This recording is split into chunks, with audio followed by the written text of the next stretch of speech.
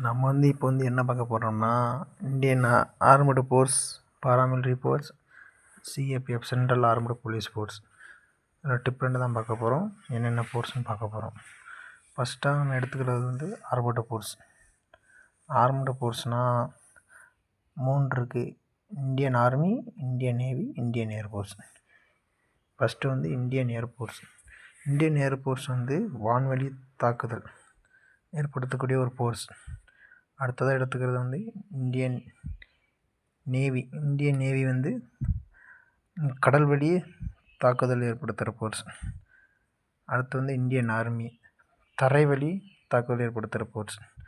அதுக்கடுத்து அடுத்து நம்ம பார்க்க போது பாராமிலிட்ரி ஃபோர்ஸ். பாராமிலிட்ரி ஃபோர்ஸ்னால் அதாவது கண்ட்ரோல் ஆர்மடு ஃபோர்ஸ்லேருந்து வரும். அதைத்தான் பாராமிலிட்ரி ஃபோர்ஸ்னு சொல்லுவோம். அதில் நம்ம ஃபஸ்ட்டு பார்க்க போது அஸ்ஸாம் ரைஃபிள்ஸ். இது கண்ட்ரோல் இந்தியன் ஆர்மி. அடுத்ததாக பார்க்க போது coast guard. Coast guard control Indian navy. அதுக்கடுத்து பார்க்க போது எஸ்எஸ்எஃப். இது கண்ட்ரோல் இந்தியன் ஆர்மி. இது பாராமிலிட்ரி ஃபோர்ஸஸ். அடுத்து நம்ம பார்க்க போது CAPF central armed police force. Central armed police ஃபோர்ஸ்னால் அதாவது உள்நாட்டுக்குள்ளே நடக்கிற பிரச்சனையை கண்ட்ரோல் பண்ணுறது. அதில் ஃபஸ்ட்டு நம்ம பார்க்க போது பார்டர் செக்யூரிட்டி ஃபோர்ஸ். இது மேக்ஸிமம் பார்டரில் தான் இருக்கும். அடுத்து central CRPF central armed police force.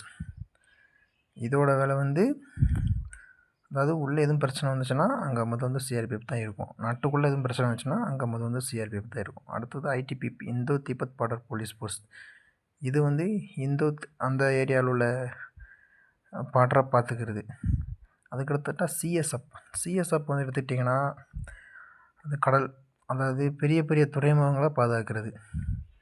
எடுத்துக்காட்டு நம்ம ஏர்போர்ட்டு, அதுக்கடுத்துட்டு பெரிய பெரிய தொழிற்சாலைகள் இதை பாதுகாக்கிறது இதோட வேலை. அதுக்கடுத்து எஸ்எஸ்பி. இது நேபாள் பார்டர்.